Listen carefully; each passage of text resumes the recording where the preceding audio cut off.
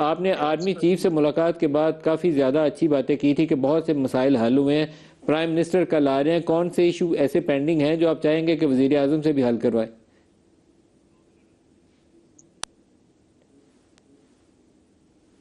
حنیف گور صاحب جی بہت شکریہ ندیم ملک صاحب۔ میں سمجھتا ہوں کہ جیسا آپ نے آرمی چیف کا تذکرہ کیا تو یہ بہت خوش آئند بات ہے کہ آرمی چیف صاحب اور پرائم منسٹر صاحب سیم پیج کے اوپر ہیں اور دونوں اکانومی کی بہتری کے لیے کام کر رہے ہیں، تو اسے یقیناً جو ہے تو تجارتی برادری جو ہے تو اسے خوش آئند سمجھتی ہے۔ اور اب جو پرائم منسٹر آ رہے ہیں تو یقیناً جو مسائل باقی کے آپ کے جو ہمارے ٹیکس کے ریلیٹڈ ہے، جو ہم نے آرمی چیف صاحب سے گزارش کی تھی ساری کہ سنگل ڈیجٹ کے اندر آپ لے کر آئیں آپ کے جو ریٹ ہے انٹرسٹ کا، اور آپ کا جو انفلیشن ہے جیسے ابھی کنٹرول چل رہی ہے اس سے ہم مزید کنٹرول ہو جائیں گے۔ اور اس کے علاوہ جو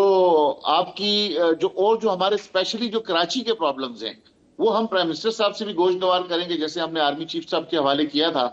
تو ایک تو خوش آئند بات یہ ہے کہ انہوں نے کمیٹی کنسٹرکشن کے حوالے سے کم از کم بنا دی ہے، اور جو ہمارے چیئرمین آباد ہیں حسن بخشی صاحب ان کو بھی انڈیکٹ کیا ہے، نارتھ کے چیئرمین کو بھی انڈیکٹ کیا ہے۔ تو یہ سوچنا شروع ہوئے ہیں کہ دیکھیں کہ جو یہ اس وقت جو جیم ہو گئی ہے ہماری اکانومی، اگر جب تک ہم کنسٹرکشن انڈسٹری کو اس کو نہیں چلائیں گے تو اس سے ریلیٹڈ جو 72 انڈسٹریاں ہیں وہ بھی نہیں چل سکیں گی۔ تو یہ بڑی خوش آئند بات ہے، اور ہم میرے خیال سے کہ اب کراچی کا ایڈوانٹیج اٹھاتے ہوئے پرائم منسٹر صاحب کو یہ دوبارہ سے باور کرائیں گے کہ سر اگر اس کو پہیے کو چلانا ہے، جیسے اسٹاک ایکسچینج چل رہا ہے، اللہ کا شکر ہے کہ آج 1,17,000 دوبارہ اس نے ٹچ کیا، اور ہم امید یہ کرتے ہیں